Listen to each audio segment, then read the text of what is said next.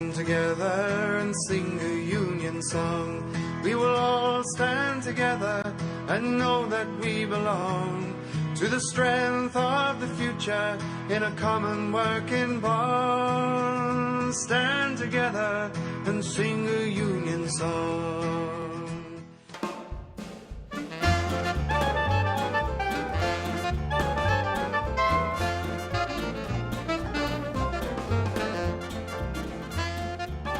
The story of today's PEI Union of Public Sector Employees begins in 1945 as the PEI Public Servants Association.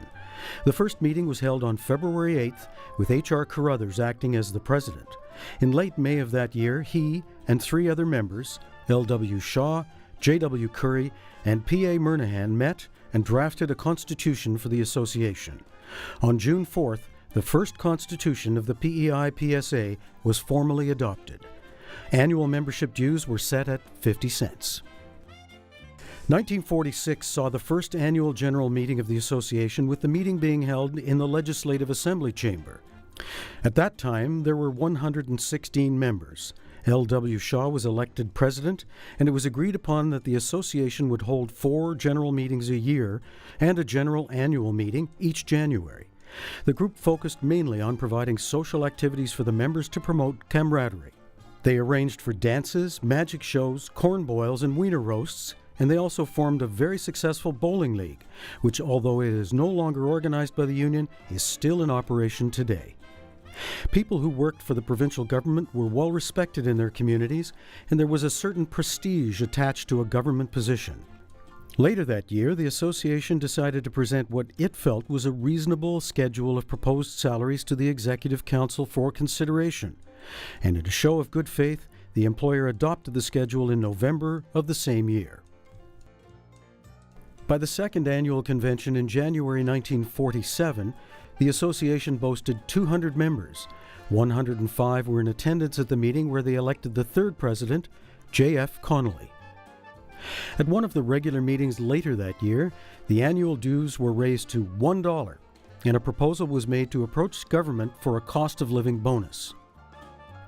The association suggested $225 for married employees and $125 for single employees. The government supported the concept, but agreed to pay only $125 for married employees and $75 for single employees. It seems the more things change, the more they stay the same. The closing years of the 1940s saw 2 new presidents of the association, W.E. Massey for 1948 and P.A. Murnahan in 1949.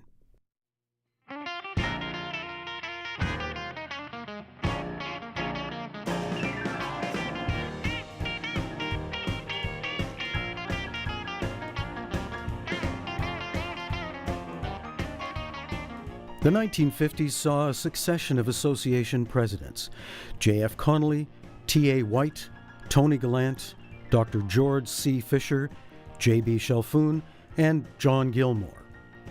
During the decade, the association made important advances. Among these were accumulated sick leave for employees, membership in the Canadian Council of Provincial Employees Association, group insurance, superannuation, and a 5-day work week. A joint committee between the association and the government was struck to study and report on the classification of salaries for all government departments. The invitation of the PSA to participate in this study was considered by the members to be a sign of good relations between the parties, and provided the PSA executive with the confidence to speak up for the members on other employment-related issues. In 1953, the association achieved an agreement with government for the establishment of an annual Christmas bonus for government employees.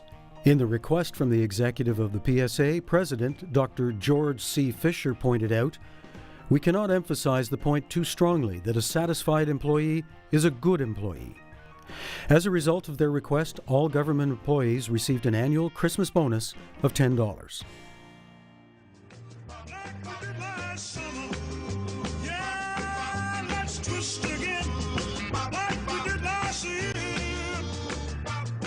During the 1960s, the association had 6 presidents: Philip W. Barlow, J. Vincent McIntyre, Dr. James I. Higgins, Joseph E. Dunning, Dugald McNutt, and Floyd Buell.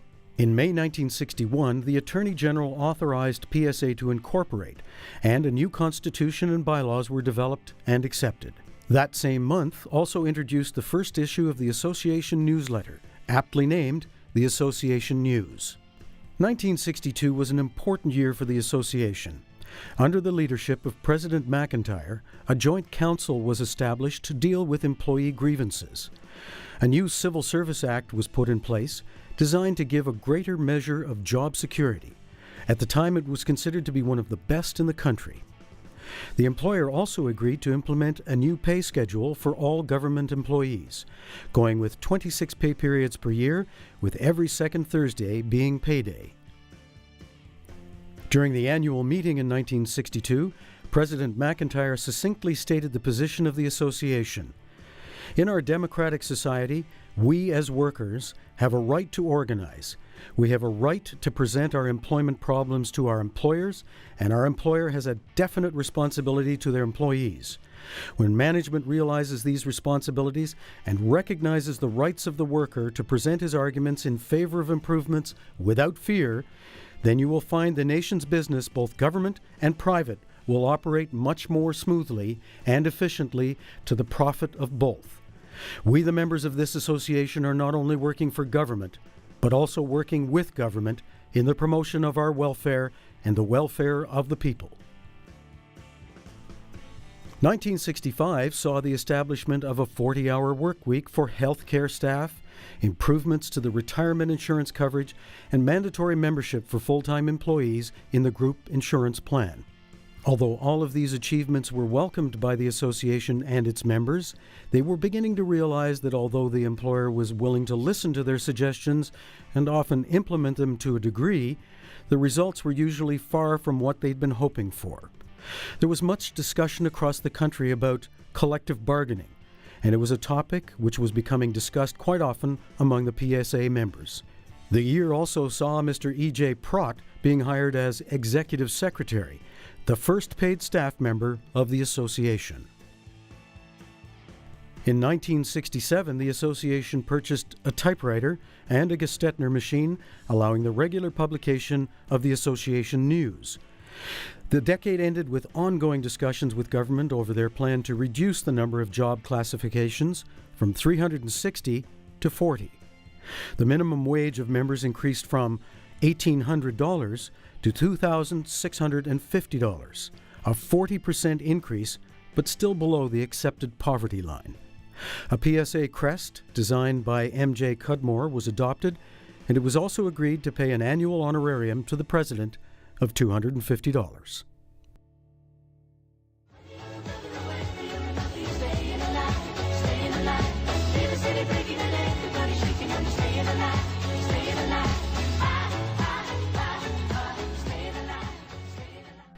The PSA was ushered into the 1970s under the leadership of President Floyd Buell, who held the post until 1977.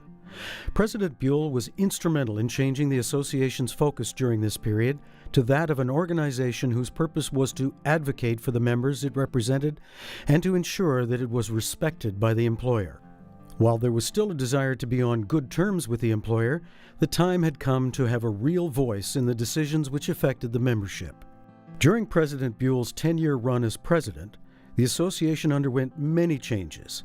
The name was changed from Civil Servants to Civil Service, and along with the name change came a change in the relationship between the association and the employer. Although there was still a desire to have a harmonious relationship with the employer, the association had come to fully realize that they needed to establish a more level playing field in order for it to be able to negotiate collectively on behalf of the membership in the future. 1973 and 74 were years of firsts for the PSA, the first official employer-employee consultations, the first collective agreement with government, and the first ratification vote by members on wages and working conditions. During this time, President Buell established the association's first affiliation with the House of Labor by becoming a member of the Canadian Labour Congress. He was also instrumental in developing the first joint training program with government on employer-employee relations. In 1977, the association office moved to its present location, elected Blair James as president, and boasted a membership of 3,340. Holland College members joined UPSE. The association's second collective agreement included a wage increase in the second year that exceeded the federal government's anti-inflation legislation and saw the association formally challenge the federal government for an exception, which they were successful in obtaining.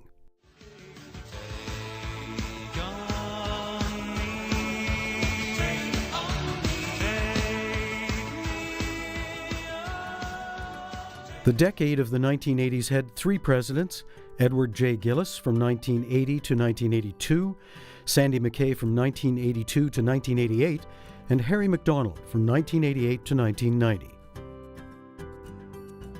In 1983, the Jim Lee government announced its intention to roll back signed agreements, resulting in a major protest rally in Charlottetown, which caused them to give up on the idea. They did, however, follow up with the implementation of Bill 39, which limited bargaining rights by placing a ceiling on wage increases to 7.5% over the next 2 years. The year ended with the implementation of a new Civil Service Act. In 1984, the association adopted a new name, the Prince Edward Island Union of Public Sector Employees. Over the next few years, UPSE expanded its membership to include additional employee groups, and in 1986 was involved in the creation of the PEI Occupational Health and Safety Act. In 1987, UPSE hosted the 10th annual convention of the National Union of Provincial Government Employees on the campus of UPEI, and in 1988 their lobbying efforts for pay equity legislation paid off as the government passed the PEI Pay Equity Act.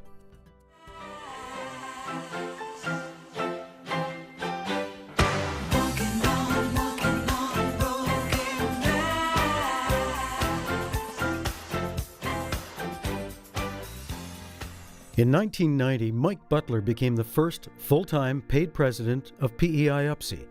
He held this position for a decade, providing leadership and direction during a very tumultuous period. Here are just a few of the highlights. Pay equity agreement with the average adjustment per employee of $3,120, paid out over a 5-year period. Occupational health and safety policy signed. Employee assistance program initiated. The Civil Service Bargaining Unit approved the formation of government agencies to help address the provincial deficit, the introduction of the Health Reform Report, which was strongly opposed by UPSE because of its privatization initiative. In 1993, in light of the province's poor financial position, government employees agreed to a voluntary wage rollback. And then, in May of 1994, just after they had signed a collective agreement with its employees, the Colbeck government showed a total lack of respect for unionized labor and the right to collective bargaining by legislating the infamous 7.5% wage rollback. This action precipitated the largest ever public protest in this province.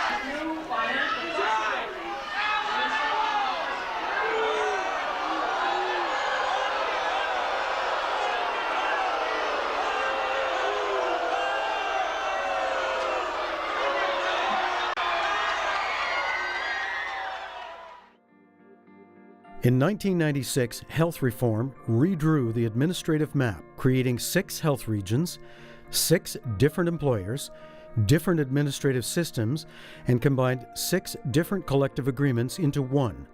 The decade ended on a more positive note with new amendments to the Civil Service Act, which cleared the way for the creation and filling of new classified positions within the civil service and also gave recall rights to casual employees. In March 1999, the government announced that 495 positions were to be created over the next year. So let it get away. It's a beautiful thing.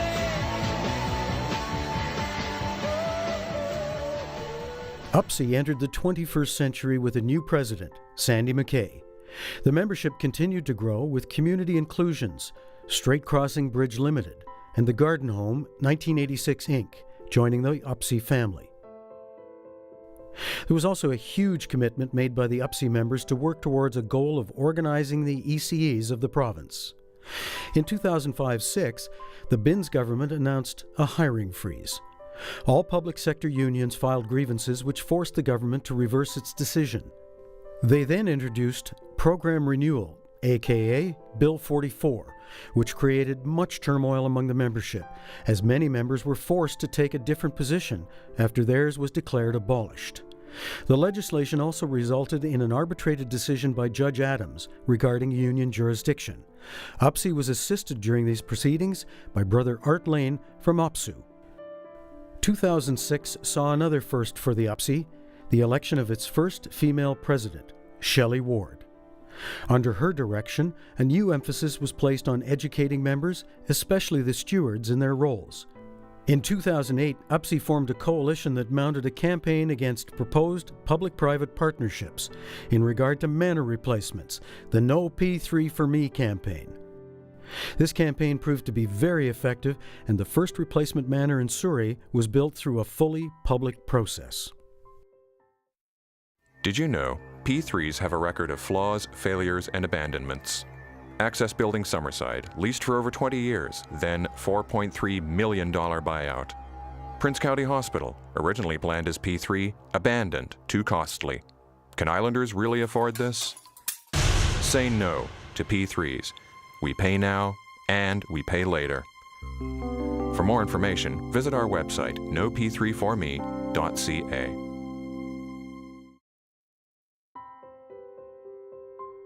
The union continued to fight for sustainable, defined pension benefits for government employees and was successful in maintaining its full complement of representatives on the Joint Committee. It was also very active and vocal in its support for much-needed improvements to the CPP for all workers without a workplace pension plan. President Ward saw the need for continued growth in the membership and made organizing a priority. Under her leadership, 2 new groups have joined the UPSE family, Whisperwood Villa and Gillis Lodge. The goal of organizing ECEs was finally fulfilled in 2007 when Charlottetown's Child Development Centre became the first early childhood centre in the province with a negotiated collective agreement. Since then, 3 other centres have reached this milestone. In 2010, the creation of Health PEI raised concerns over the lack of accountability within our healthcare system, and UPSE continues to raise these issues on behalf of its members, who provide the services, and for the public who depend upon them. Under President Ward, the union forged ahead in 2010 with plans to renovate and expand the PEI UPSE office, which was approved at the 48th Annual Convention. This significant project was absolutely necessary, as the office had served the membership for decades with minimal upkeep and/or repair. And aside from the general condition of the office, the growing staff and membership were limited by a lack of office space to conduct meetings and carry out day-to-day business. The renovations were completed in 2011, effectively allowing the union to move into the future with increased meeting and office space for a growing membership. The office renovation and upgrade allowed the membership to make a key investment in the long-term sustainability of the union. Beginning in 2010 and continuing into 2011, the union delivered the All Together Now campaign as part of a long-term national effort to raise awareness about the critical need for public services and tax fairness in Canada. The campaign was endorsed through the National Union in 2010 and at PEI UPSE's 49th Annual Convention in response to the unprecedented attacks on the public sector that came about after a 2008 private sector financial crash that triggered a worldwide recession. The All Together Now campaign defended public employees, promoted the public service, and generated a conversation about tax fairness in Canada. The campaign was pivotal in starting a national debate about income inequality in our society and how public services are at the heart of fair income distribution and the increased quality of life for all Canadians. A very ambitious component of the campaign was realized in March 2011 through the days of action on mental health and mental illness and the stigma associated with them. UPSE received much recognition and support from healthcare providers and the public for its efforts in bringing this issue to the forefront. Your union continues to fight for improved recognition for early childhood educators, casual employees, and corrections staff. It actively advocates for the marginalized members of our society, and most importantly, it works tirelessly to ensure its members are treated fairly and with respect by the employers they work for.